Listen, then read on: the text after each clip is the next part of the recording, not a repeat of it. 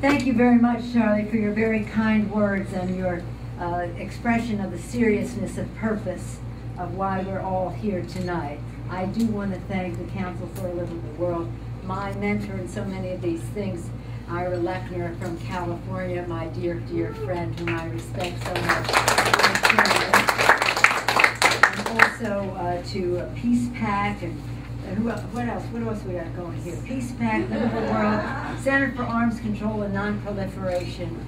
So very, very, very important, and associate myself with comments of Senator Levin about the seriousness of the issue at hand, which is Iran, which can never be allowed to have a weapon of mass destruction. Of course, it's an honor to receive the award with him and with John Lewis. John, you didn't come to the White House? Is that the deal? No. You were too busy. Well, I had to introduce the president at the White House. So, but anyway, it's an honor to serve with him every second of every day. To receive an award with him is just off the charts, and now that be with Carl Levin, how wonderful for me. I feel very fortunate. As I look around the room, I see friends like David Cohen. We prayed together. Where'd he go? He's here. Very exactly. We've had our prayer groups together.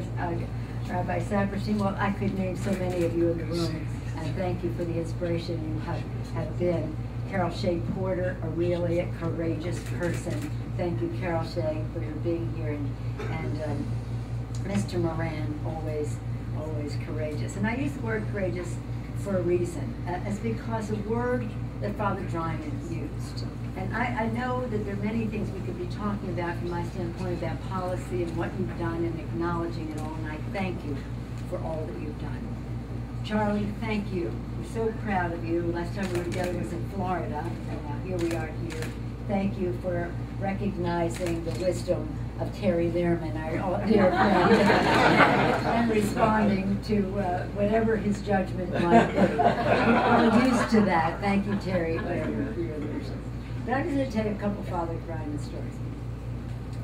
When I became speaker, the day before, we had a mass at Trinity College where I went to school. We sneaked that by the bishops to have a mass in honor of a pro-choice speaker. And it was dedicated to the children of Darfur and the children of Katrina. That gives you some idea of the timing. This was 8 years ago. And Father Drinan officiated at the Mass, and he gave the sermon. And he talked about the fact that what we needed to do in all the things that we did, it was always about the children. And that he was hoping that now that there was a woman speaker, that more would be done for the children. And there were many, many members of Congress there. And he said, I can see around this room people with great commitment to these issues about poverty and children and the rest. And I can see much conviction that you believe all of this. What I want to know is who has the courage? Who has the courage? That's something, because that really is what it comes down to. Courage, the word comes from core, from heart. Who has the courage?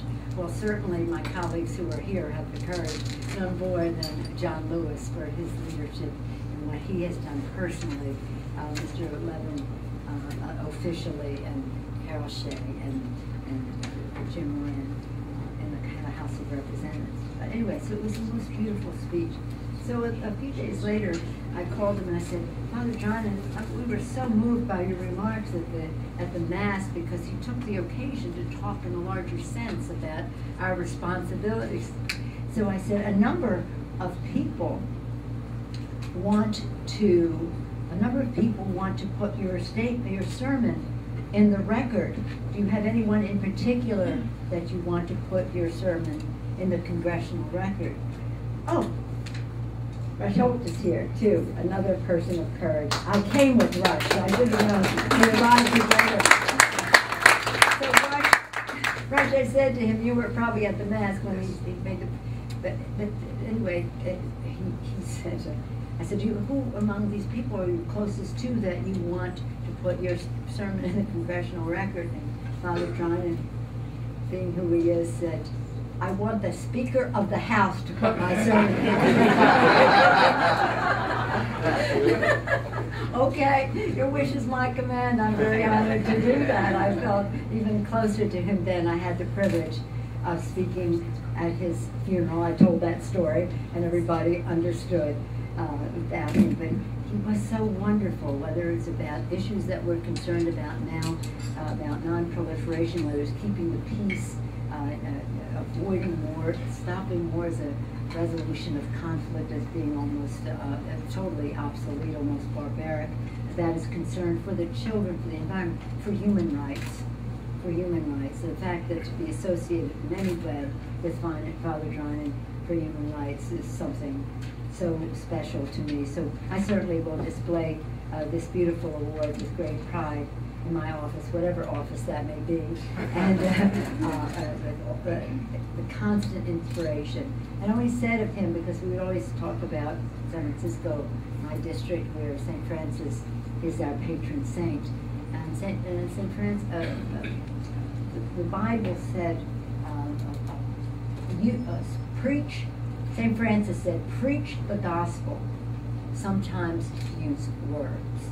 Well, that's what Father Drinan did. He preached the gospel sometimes by his actions, by his example, by his values that he presented at Georgetown University, by the respect he commanded in so many ways. He was also always preaching, I will say, the Bible. And what a great man he was. What a privilege it was for all of us to know him. What a loss it was that he left us. Oh, my daughter Christine just came here, and she was a student of Father Drinan also. So it's a family affair for us. So really, I can't tell you how much this means to me to get this award personally, officially, and on behalf of my colleagues. I accept it for all the work they enabled all of us to do what we did.